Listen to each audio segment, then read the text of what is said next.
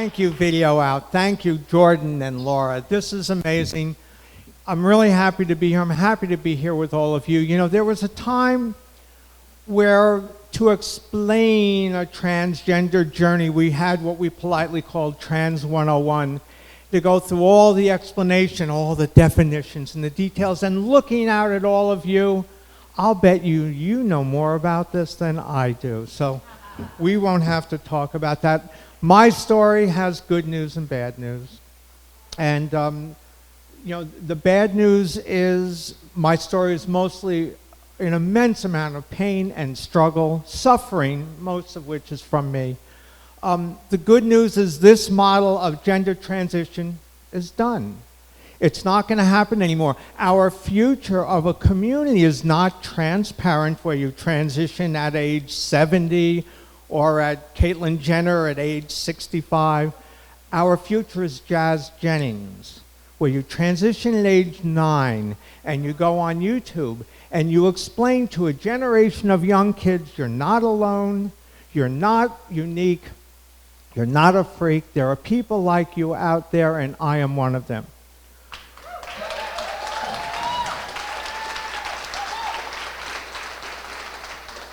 That is not my story.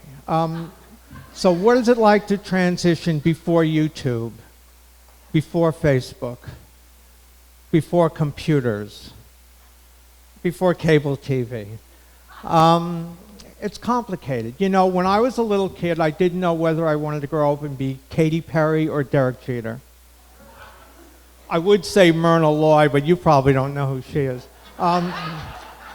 And you know, there are styles. When I was a kid, there were no sexual orientation. There were no gays and lesbians in school. You had sissies and tomboys. That's it. Sissies and tomboys. And I was there, and I was obsessed by this idea that I was this little kid who was really good at playing ball, who was obsessed with being female. I didn't understand it, didn't know what it meant. I had no role models, no understanding, and I found out that my little friends did not share these feelings. And I just assumed as I would get older, I would grow out of it and become like everyone else, you know? And as I got older, it didn't get better, it got worse. It got much worse. And I discovered that in books, there were stories, similar stories. When I was 11 years old, I read in the newspaper, in the Metro section of the New York Times, yes, in the old days, the newspaper used to have sections made from paper, which is made from trees, and I was reading the paper, and like every good 11-year-old, and I turned to my mother, asking her the question every mom wants to hear, "Mommy, what's a transvestite?" In this age, before Stonewall, people would get arrested. Men would get arrested if they were caught dressing like women in the street. That was against the law. They would get arrested, and it made the front page of the Metro section. And my eyes lit up. It's like, they described everything she was wearing. Amazing. And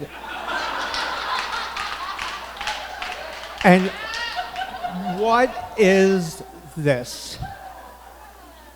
And so my mother nervously explained, and from that point on, I put down my baseball glove and I went to the library and I read every book that had anything to do with this. I read the nonfiction, the fiction, the novels, science books, psychology, crime, anything. I read every book in the library to try to understand what this meant, that there was something that I was feeling that was out there. As I got older, I had zero coping skills, and so I decided that my father is like a hobbit, right? He's this little tiny person covered in hair, big hands and feet, and I looked at that and went, yikes, you know, I'm built like he is, and so puberty was pretty awful, and so my solution was simple. It was massive amounts of drugs and alcohol, you know, because I figured there was no way in the world that this crazy idea that I had would ever come to fruition, that there was no way it could happen. And as I got older, things got worse. They got much worse. And it got to the point where I found out that there was a whole community of trans people. I started hanging out with trans people the 1970s. Go to 8th Avenue, Gilded Grape. Times Square was great.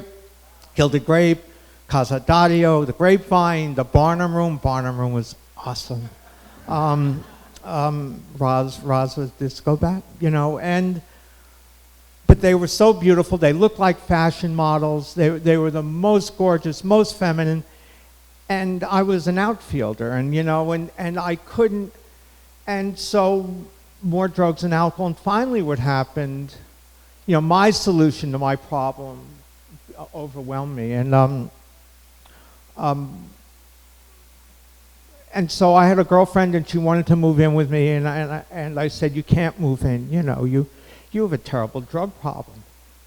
And so she said, okay, let me leave my stuff here. And I said, okay, and she never left.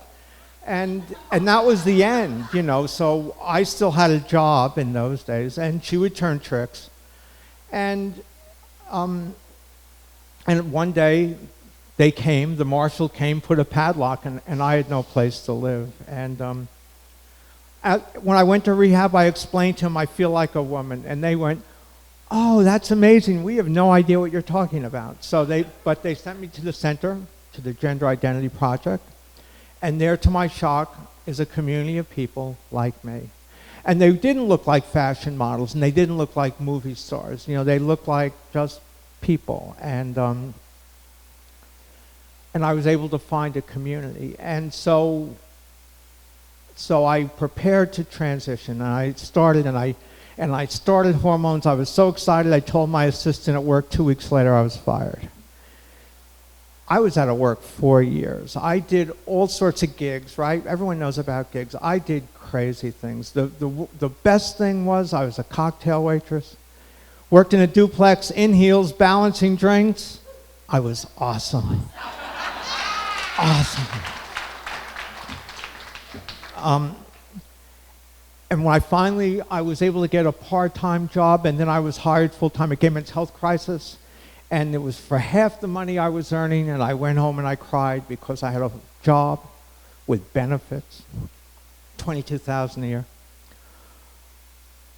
Eventually what happened at the Gender Identity Project, they liked the way I processed my feelings, and so what they did is they made me a counselor, and people were very upset.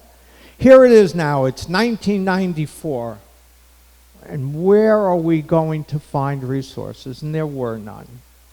And so I went out looking for resources. And people listened. You know, transitioning in those days, they had never seen it before.